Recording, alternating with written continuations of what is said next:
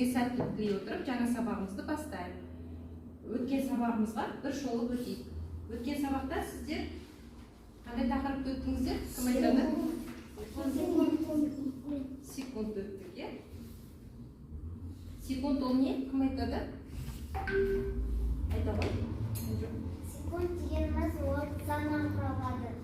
Және де уақыт өлшем бірлігінің ең кішкентай өлшем бірлігі. Енді балалар кішкене мұнда сіздерге қайталау ретінде інжу келе қойшы, мұнда бір жұлдызшаны алып, секунд тақырыбына амалдарды түрендіріп бере ғой. Артында тапсырма бара ғой, аша ғой. Оқи ғой. 200 секундта неше минут бар? Айта ғой. 200 секундта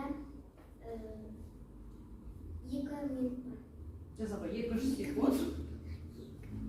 200 секундта. Дұрыстап ойлан, тағы да 200 секундта. Минутқа түрлендіретін болса, екі емес ойлана ғой.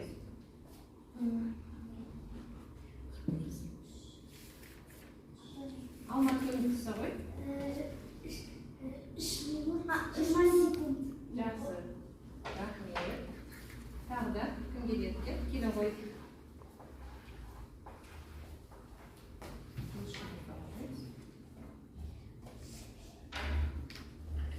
Оқи ғой тапсырмаңызды. 3 сағат 5 минутта неше секунд бар? Алдымен сағатымызды минутқа не істейміз?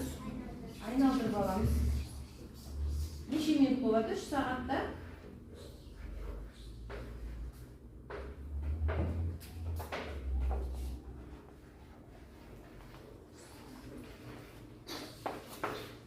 Үш сағатта неше минут болады? Жылдан ба? 3 сағатта 180 минут. 180 минут. Оған 5 минутты қосса 5 минут болады, не? Жақсы. Келе ғой.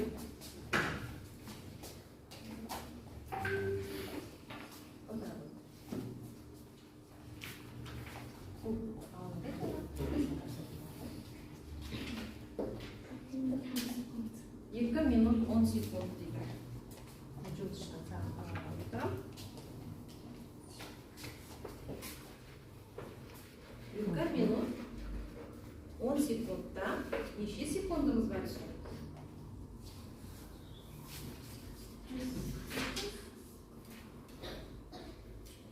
Екі минутта. Яғни 2 минутта неше секунд? 120, оған 10 секундымды қосамын, сонда болады 130 жазамын.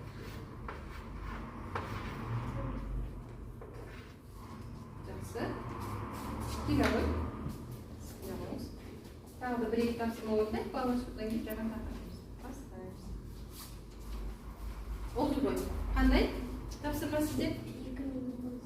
2 минут 10 секунд.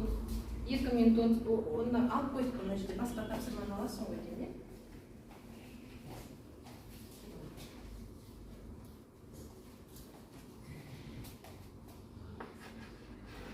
Оқи ғой. 70 минутта неше сағат? Неше минут бар екен?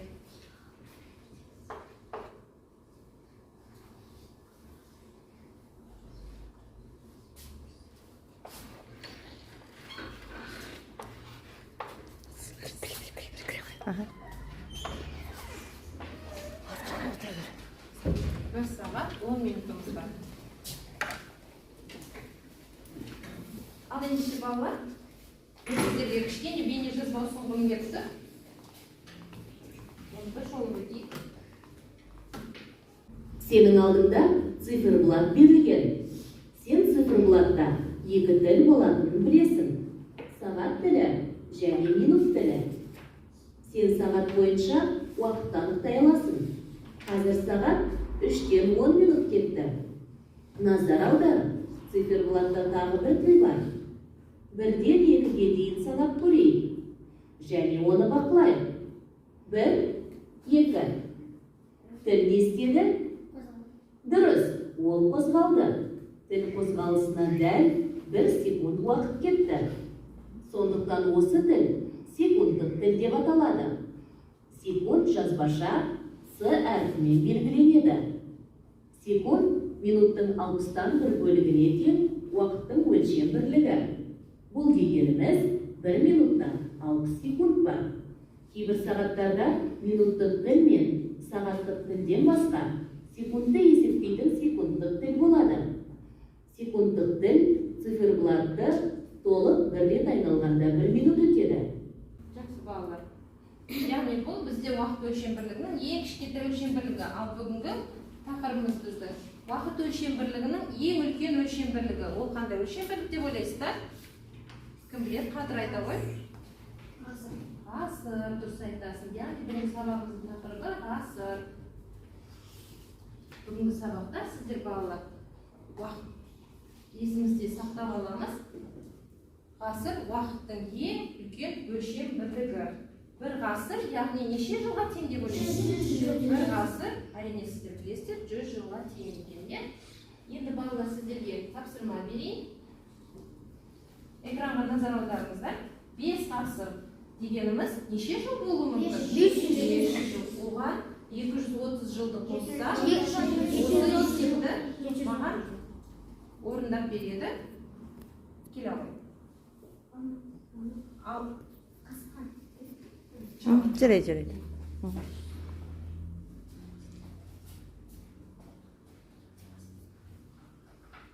Тез-тез 5 ғасыр қосу 230 жыл тең болады. Неше жыл? Қалған дәптерге орындай қойып, балалар бүгінгі күн ретін жазып, сынып жұмысы тақырыбымызды ғасыр.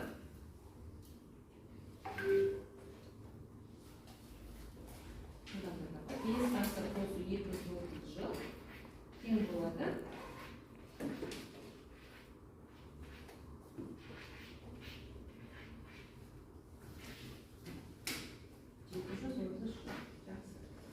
Келесі тапсырмамыз. Екінші тапсырмада бізде оқи ғой. Екінші тапсырманы оқи ғой. Екінші тапсырма 8 ғасыр 10 жыл бөлу 9. Жақсы, демек 8 ғасыр 10 жылымызды түрлендіріп аламыз. Алдымен 8 ғасыр 10 жыл.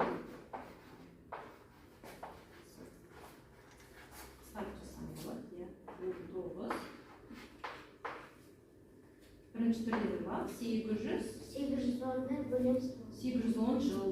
8 ғасыр 10 жыл, 810 жыл болады. Жаза ғой. 810.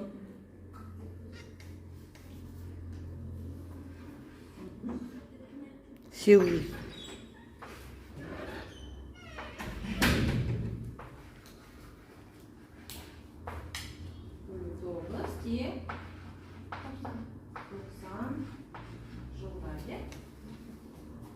Келемін қадыр сіз шыға қойыңыз. Үшінші тапсырма. Бірінші оқимыз тапсырманы. 3 ғасыр азайтылған 200 жыл. 3 ғасыр азайтылған 200 жыл. Неше жыл болады екен?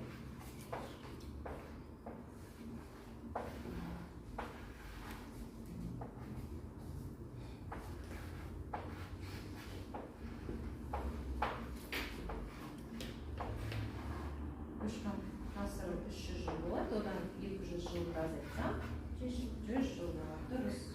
Отыра ғой. Енді балалар, біз дұрыс орындағанымызды тексеріп алайық. Тапсырмамыз бізде дұрыс орындалды ма? Дұрыс орындалды. Жақсы.